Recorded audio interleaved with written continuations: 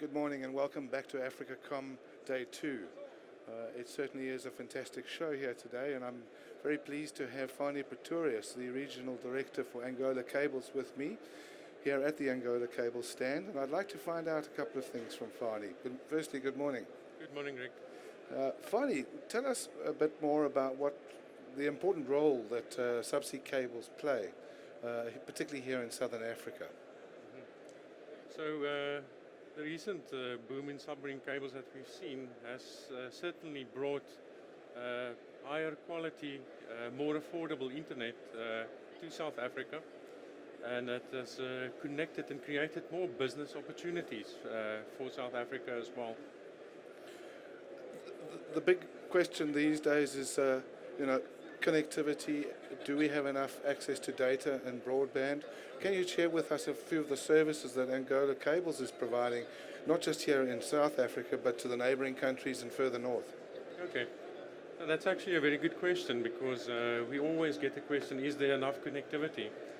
Now, with the new cables that Angola Cables has introduced, in particular the DE-CIX cable, which is the first cable that's across the South Atlantic Ocean, it actually provides not only connectivity directly to Brazil and a shorter route to the United States, but it also provides redundancy. And I think redundancy is highly overrated, or underrated rather, because if one submarine cable fails, inevitably the other one would assume the load and not cause internet downtime, which is quite important. Yes. I mean, we've seen there's been a few incidences across the world, and obviously with internet or cables going down, that's a very high cost to businesses and even to countries. So I think these are important links. But can you tell for the man in the street, how do the actual cable connections end up being our internet connections? Okay. So if we look at South Africa in particular, Angola Cables has two main POPs. One in Turaco, Johannesburg, and one in Turaco, Rondebosch in Cape Town. So these data centers are connected up to one of there are rather three key submarine cable landings in South Africa, which is Fontaine, and on the east coast we have Robertson. Just explain to us again the landing points. Okay.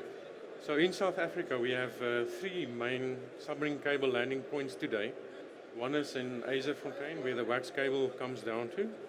You have Melkbosstrand, which is just I think 60 kilometers south of Fontaine, which connects the SAT3 and safe cable that goes to the Far East.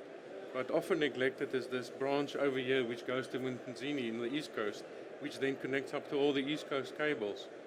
So in fact, to then connect all the cable stations up to the data centers where we get our internet from, we have backhaul providers connecting from the cable stations inland to Turaco, Rondebosch, and Turaco, Isando, and Johannesburg, which then provides the internet handover points to mainly internet service providers currently. And with the establishment of more data centers further north in Africa, that's going to improve basic internet connectivity, something that we've had a problem with, because of the high costs.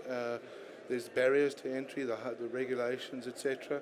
But we've seen now that there's investments coming into data centers that will improve that connectivity. No, absolutely. I think up until a few years ago, a lot of the African countries actually got their internet from Europe. So by Angola Cables establishing points of presence and internet connectivity in Turaco, Johannesburg, and Cape Town, we can even have our neighboring countries getting the internet now much shorter distance from South Africa, saving a huge cost. Instead of paying for a network going up to Europe, and it also increases latency and data throughput. You can imagine if there's an outage in one of these cables, if you get your internet from Europe, it will completely disconnect the country that's getting it from there. Now, providing it in South Africa and alternative places in the world, you will not be disconnected from the internet.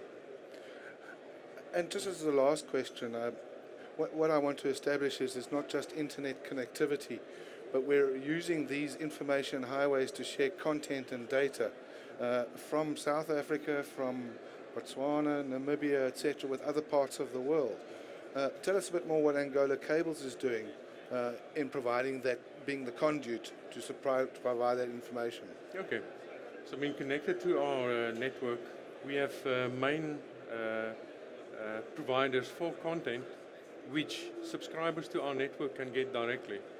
So for example, if you look at Netflix, Amazon Web Services, Microsoft services, that is all on net, meaning that your connection and access to those services are just one connection away.